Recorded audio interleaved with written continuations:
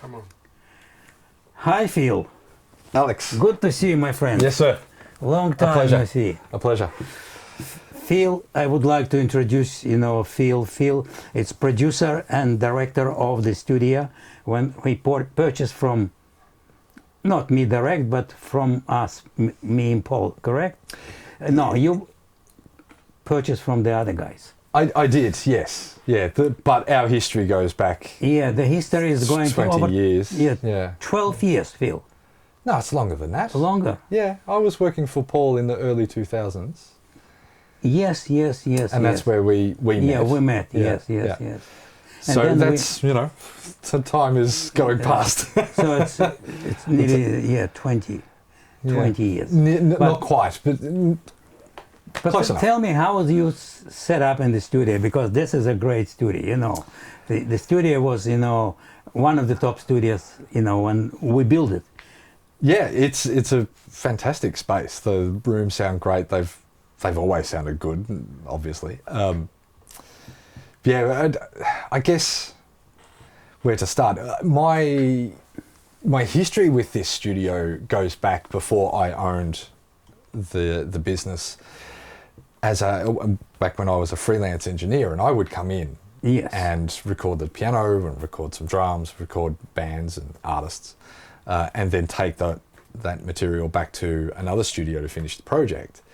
But I always enjoyed coming here because it's a great location, the room sounded good, and it felt like a traditional studio, and when I was growing up and learning the trade, I would look at photos of the big studios from around the world, and they always had a console, and they had the equipment, and they had the space with the microphones and the piano and things, and that was my mental picture of what a studio should be, rather than just a laptop and a pair of headphones or something. And whilst that's the way the world's gone in some ways, I have always had a real soft spot for the traditional studio setup. And so coming in and working from this space felt like I had that.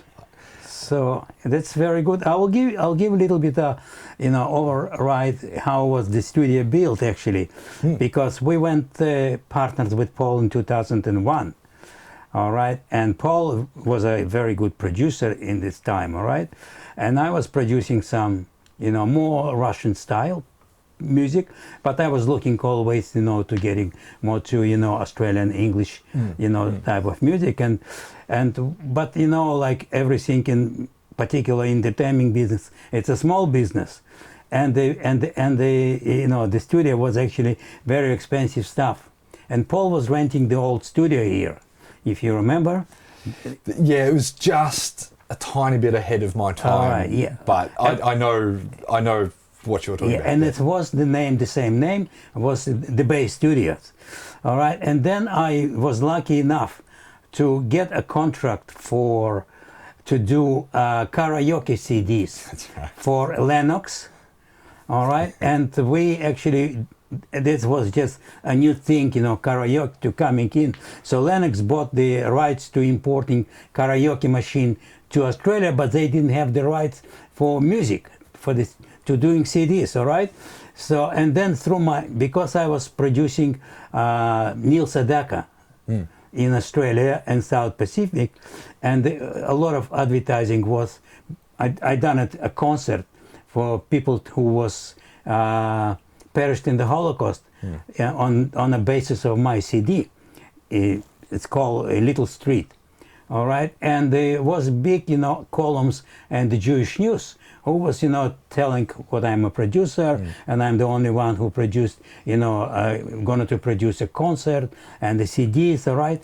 So, and Neil Sedaka was planning to coming to Australia. So, and he wanted to release his CDs here. And he done the first CD in Yiddish in New York. So he approached me, and we decided to get the production in Australia. But the studio, when we decided to build, we went close partners with Paul, and Paul always want a new studio, and that's we make it money with this project. All right, I can't. This was the first big thing for our company. Sure. Yeah. And when we got the project. So Paul said, "Look, guys, I have a opportunity with this studio. We build a new studio here, and then we will be on the top of the range because no studio like that one will be here, except studio was." It was Metropolis. Metropolis, Metropolis. Yeah. So we decided to build a studio, and he said, "How are we gonna build?" And he said, "You're gonna build a studio." I say, "I don't have any experience here." "Yeah, you have experience, all right, better than all of us." So I say, "All right," and then I took, Stuart, all right. Stuart was a tradesman and a musician, and he had a very good voice. Actually, he was you remember the Australian Idol?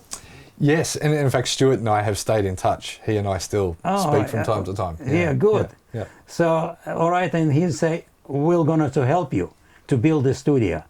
It's like 7 months. I was working here. I forget all stuff what I was doing. I was working here, and it was tough. They do the air conditioning and the diffuser. Diffuser was actually the biggest part, all right, from the studio, all right. And when I built the studio and we opened up the first day, me and Paul coming to the studio, we fell in love. And I said, "I don't want to go out from here. I'm going to have my office in the front." And because we started to do, the competition, sound check competition, it was the best mix, and I invented the competition. So here I was sitting all day, receiving in the studio demos from 1,600 or 700 people. And one was entrance from United States, and the other one from Iraq. So we said, "Gee, this is something what's gonna be good," and we become partners with the Richard Lee. All right. So and then we met you. I remember when you knock off without my permission. Correct? That's probably right. That's probably accurate. But I must admit that because the piano had gone around that corner and into that space. And that piano and this console are within 1 inch of the same length. Yeah, so you have to... And so I thought, that's fine. If the piano went in, the console will go in. That's correct. But I did not take into account the depth. The depth. And of course, the piano with the legs off is not very deep. This is. And so it did not go around the corners. You know why Paul... take the decision to getting in the console side, because he was planning to do Avril Lavigne here. Oh, I did not know that. Yeah. Really? Right. All right. And he done it here, the Backstreet Boys. Yes. And he was working with Matrix in the United States. And they say, "Look, because you now have a good studio, but the console was small, you remember?" I do. Yeah. I did work on that desk. Yeah, and that's a lot of sessions. All right, and when you offer Paul to do it, he straight away think, "That's the idea." All right, and he say, "Alex, let me to do it." All right, and I say, "Okay, I not a producer. All right, who gonna work?" He say, "Phil gonna work here." And I did. And you did. And I am still here. And all of these years later. Like you say, it's a soft place in my heart, the studio. But I'm more happy that's you, a person who actually we knew before and was working with you for a while, 2 or 3 years, yes? My time with Paul, I think... No, with Paul, but after you come, when Paul sold his... yes, sorry. So I worked with Paul for a few years, and then I was here as a freelance... In a freelance, yes. Guy. Yes. 3 or 4 years. Nick and Brendan were operating the studio. I still stay in touch with those guys too. And Danny Simcik. And Danny was here, Forrester Saville was here. Yeah, Forrester was here. Paul Gilday was here. Yeah. So we have a very good, relationship with everybody. Yes, and as I say, I'm in touch with all of those guys still. I'm in touch with you too. Exactly. Like, people come in and they work for a little while or some years or whatever it might be, and they go again. But happily. And I'm quite proud to say that the relationship with all of yourself included, especially yourself. That's great. Still exists, and as you said before, the industry being as small as it is, everyone hears of everyone else. Yeah, but you've done it very well. Else. You've done it in big acts here. Yeah, well, we've had some fantastic artists through, Yes. you know, international and local and Australian.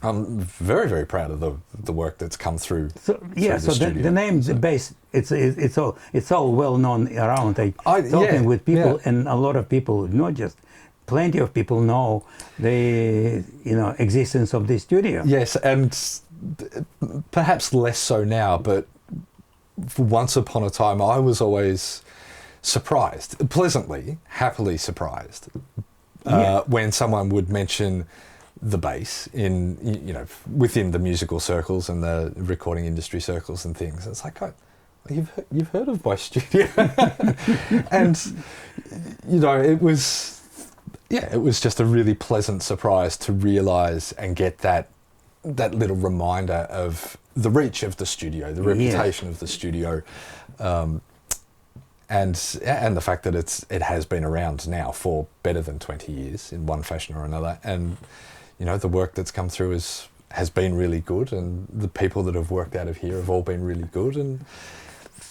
fantastic. That's very good to hear, and to be with you after so many years and feeling like you love the studio, this place, and you have to love. That's what you're doing. And that's the most important thing in life. Very, very true. And all of the effort that you guys put in the early days to build it, the quality of the design, the quality of the build, and the aesthetic of the place, which you may have noticed I haven't changed outside of one wall that used to be orange and now is not. But outside of that, the colour scheme, it just works. It's comfortable. So all of that effort that you guys put in the early days is still valued and still. That's what That's very, very nice to hear. What we done at something, and that's what I say. I actually very, very proud and very happy what you took the studio, not somebody else. I appreciate that. Yeah. All right, and it's make myself feel very, very happy in a way. I actually all these years still in touch with you. Absolutely. That's all right. Well, as you said, if you don't pass on the memories and pass on the history to whomever is interested, the next generation, and whether they're family or no, I think that stuff is really, really important. So, great. So Phil, I'm thankful to you, what you let us to coming to the studio. Always welcome. All right, and have a chat with you, and probably we'll maybe going to recording some more. Well, okay, never know. Get your what is it at the Strat, the special edition, anniversary edition, 40-year anniversary edition Strat. We'll plug that in. Yeah. We can make some records. It's great. Phil, thank you very, very much. All right, appreciate your time, all right? Likewise. And I think, we have a wonderful day today. And it will be fun. We have a lunch. Yeah. Thank you.